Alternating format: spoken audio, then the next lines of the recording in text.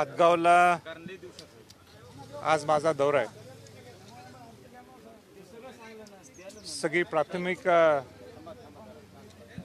स्वतः जाऊन काय परिस्थिती निर्माण झालेली आहे हे पाहणी करण्यासाठी मी आलोय. अत्यंत दुःखी आहे मी की इतक्या वाईट पद्धतीने ज्या पद्धतीने पूर आलेलं आहे आणि इथल्या लोकांचं नुकसान झालेलं आहे.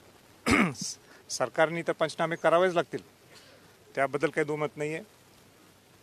तुम्ही पैसे तर द्यावे लागतील, त्याबद्दल सुद्धा दुमत नाही आहे. पण इन्शुरन्स जो काढलेला आहे ते तुम्ही केव्हा पैसे देणार?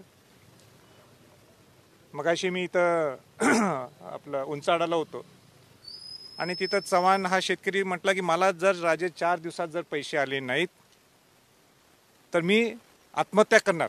आता हा प्राथमिक स्वरूपात सगळ्यांच्या वतीने धाडस करून त्यांनी मला बोलून दाखवलं. तर मी त्याला धीर दिला की बाबा सरकारने नाही पैसे दिले तर मी तुला पैसे देईल, स्वराज्याच्या माध्यमातून पैसे लगेच माधवराव देवसकर पोच करतील म्हटलं. पण हे होऊ नये ह्याच्यासाठी काय आपण उपाययोजना करू शकतो? नदी खोलीकरण असेल किंबहुना अनेक वेगळे वेगळे ते जे मार्ग असतील. पण मी शेतकऱ्यांची अवस्था पाहून मला फार मनापासून वेदना झाल्या. आणि कृषी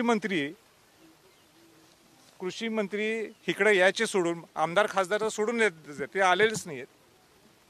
आणि कृषी मंत्री इकडे यायचं सोडून बीडला सांस्कृतिक कार्यक्रमात मग्न आहेत.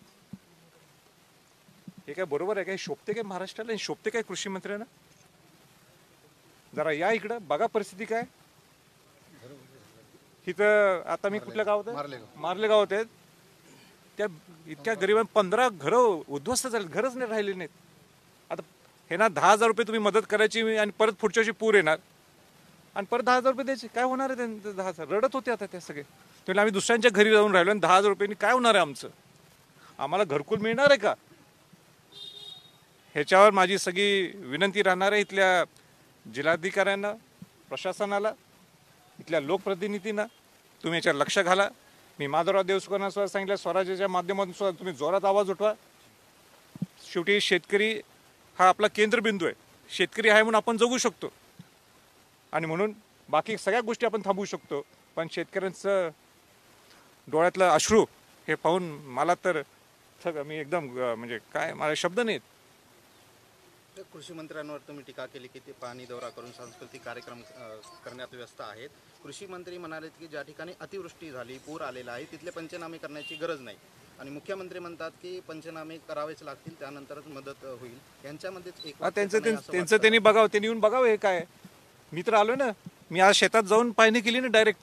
मी काय गाडीत हवेत पाहणी केली नाही. मी आज शेतावर आलो, पाहणी केली. पूर्ण स्वराज्याचे सगळे लोक इथं आलेत. आम्ही स्वतः इथं आलोय. बाकी आमदाराला खासदारांना वेळ नाही का इथं यायला?